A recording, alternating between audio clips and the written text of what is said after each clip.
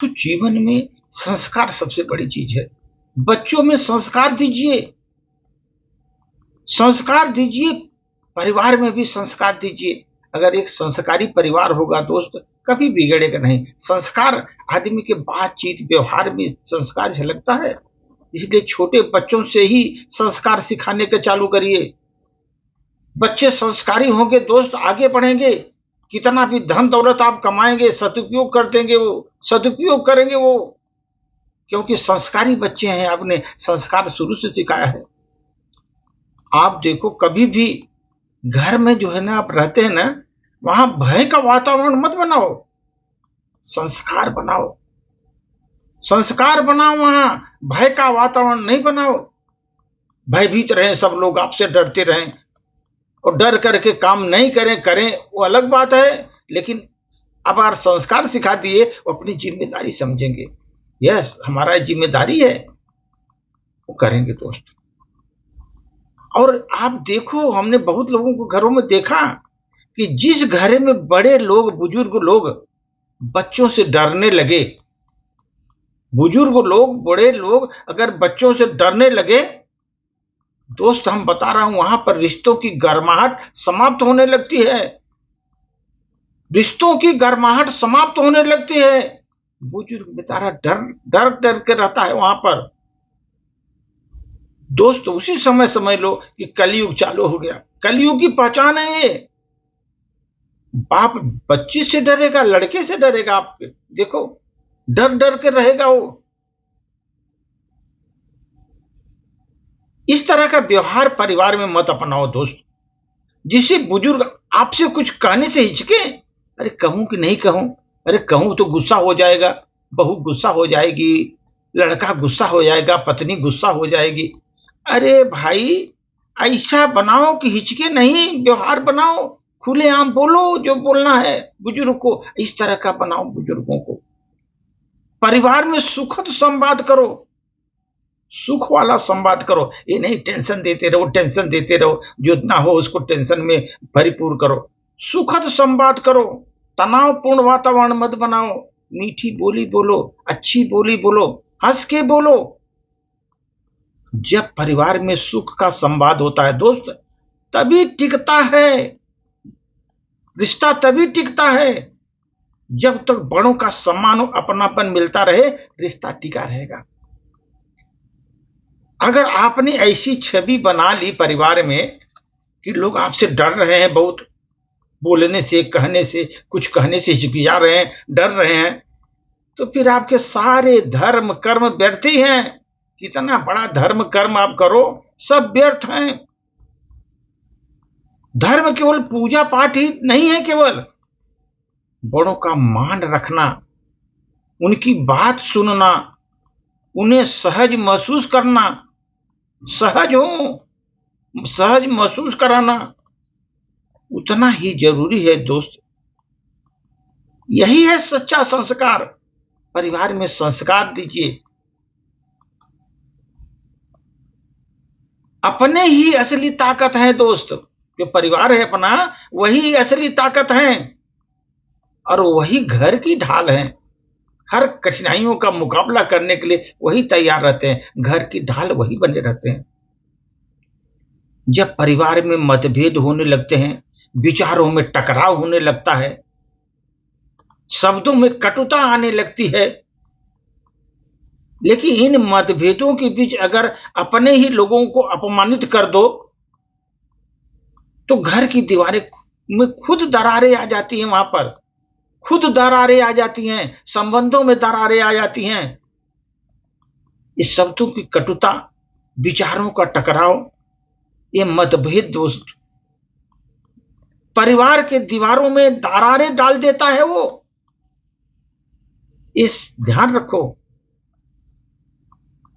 आप देखो, जीवन में घर का शेर कभी भी गुर्राए, पर संकट आने पर वही सबसे पहले ढाल बनता है। घर में जो शेर होता है, भरे घर में गुर्राए जोर से, लेकिन संकट आने पर वही ढाल बनता है। उसे गिरा दोगे दोस्त, तो बाहर के गीदड़ तुम्हें नोच डालेंगे। जो घर का शेर है उसको तुम गिरा दोगे तो बाहर के जो जितने भी गीदड़ हैं ना, नोच डालेंगे तुमको, छोड़ेंगे नहीं। इसलिए हम देखो दोस्त, जिस परिवार में एकता है, जहां पर शेर जो है, शेर का सम्मान है, बता रहा हूं, वहां पर दूसरे लोग झांक नहीं सकते। वहां पर जैसे मालूम हुआ कि शेर गिर गया, इसका कोई मतलब नहीं है, गीदड़ आक्रमण कर देते हैं।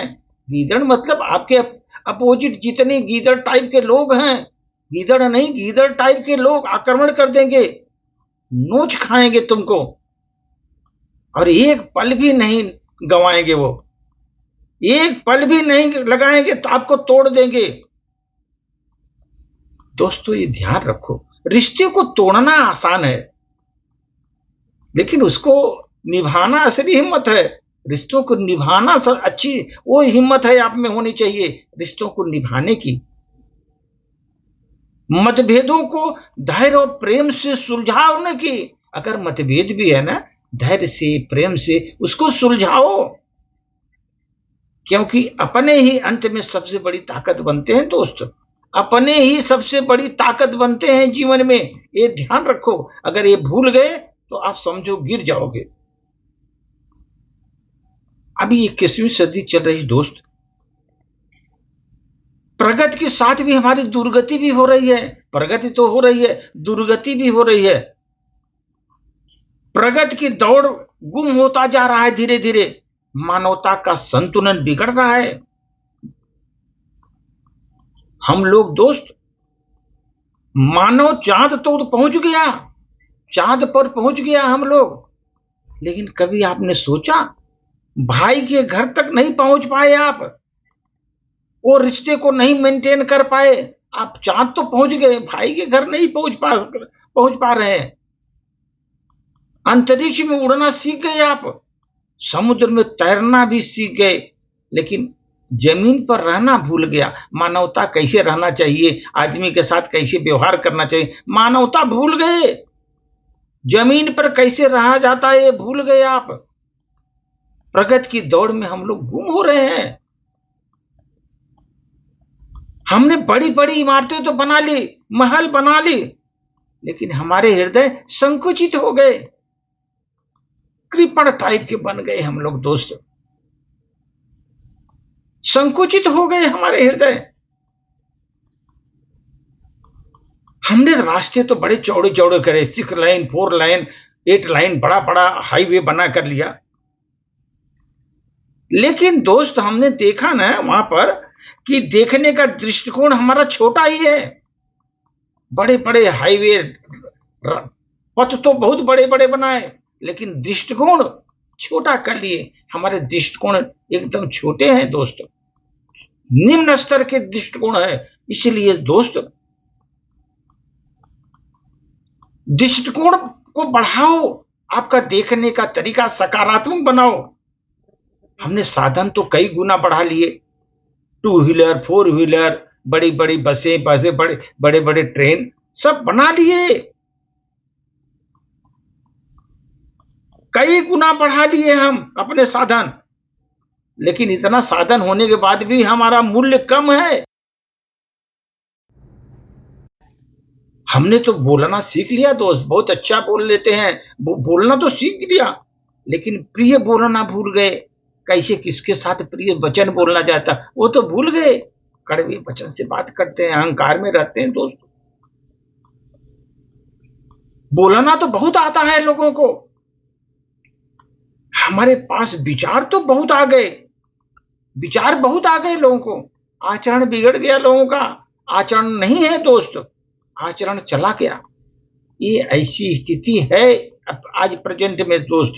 इसलिए घर को चलाना है, घर को मेंटेन करने का, घर को आगे बढ़ाने का, इसलिए वहां पर हमारा दृष्टिकोण सबसे बड़ा होना चाहिए 10, और वहां पर संस्कार परिवार में बहुत अच्छा होना चाहिए। अगर प्रगति करना है, संस्कार को बढ़ाना पड़ेगा, संस्कार में सुधारना पड़ेगा, बड़ों का सम्मान करना है, नहीं तो आपका पतन निश्चित होता है, निश्चित। धन्यवाद।